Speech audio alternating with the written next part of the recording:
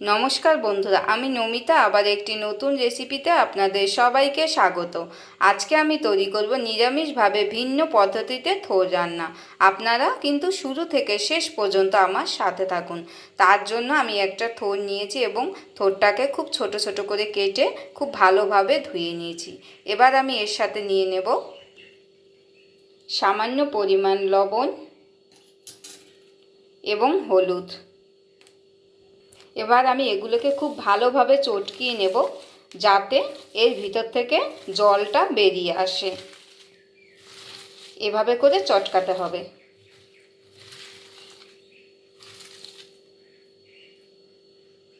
এবার আমি এটাকে সাইড করে রেখে দেব। উনুনে বসিয়ে দিয়েছি একটা কড়াই এবং কড়াইটা গরম হওয়ার জন্য কিছুটা সময় অপেক্ষা করব। কড়াই গরম হয়ে গেছে। এই রান্নাটা ব্যবহার করার জন্য নিয়ে নিয়েছি 1 চামচ পরিমাণ বেসন এবং বেসনটাকে খুব ভালোভাবে ভেজে নেব।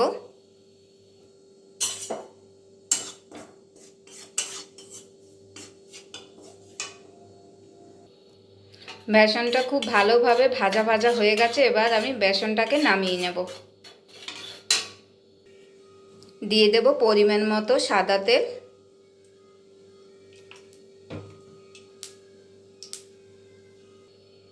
এবার দিয়ে দেব কেটে রাখা আলুগুলো। সামান্য পরিমাণে হলুদ ও লবণ দিয়ে ভালোভাবে ভেজে নেব।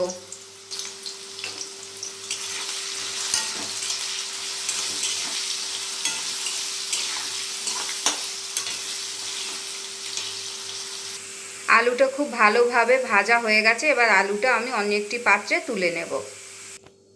এবার ভেজে নেব কিছু চীনা বাদাম।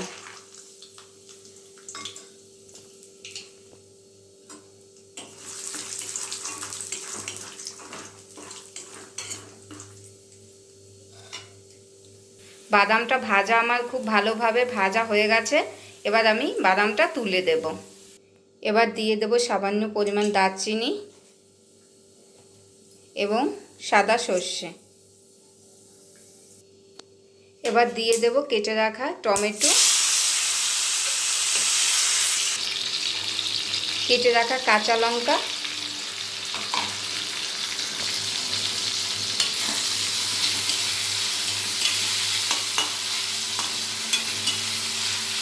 খুব ভালোভাবে ভেজে নেব।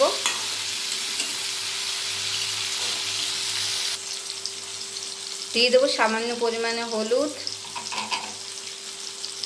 লঙ্কার গুঁড়ো। খুব মিডিয়াম লো আঁচে ভেজে নিতে হবে যাতে এটা পুড়ে না যায়।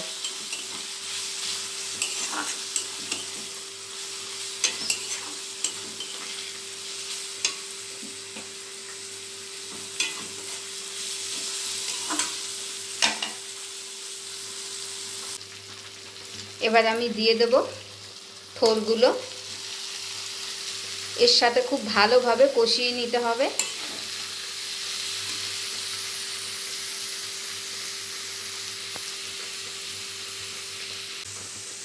এবার দিয়ে দেব ভেজে রাখা আলুগুলো।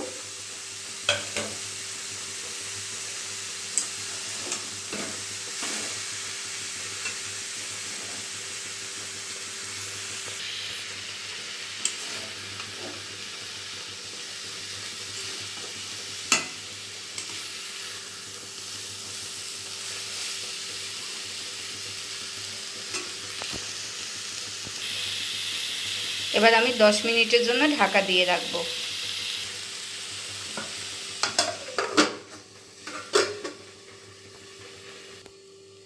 ঢাকনাটা খোলার পরে দেখুন কত সুন্দর একটা কালার এসেছে। এবার আমি দিয়ে দেব ভেজে রাখা বেসনটা।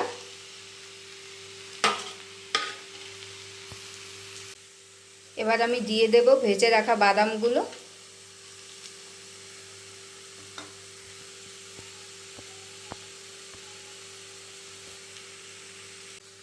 এবার দিয়ে দেব সামান্য পরিমাণে একটু লবণ, কেননা আমি এখন লবণের পরিমাণটা একটু কম দিচ্ছি, কেন শুরুতেই আমি লবণ এবং হলুদ দিয়ে মেখে রেখেছিলাম, সেজন্য এখন পরিমাণটা একটু কমিয়ে দিতে হবে।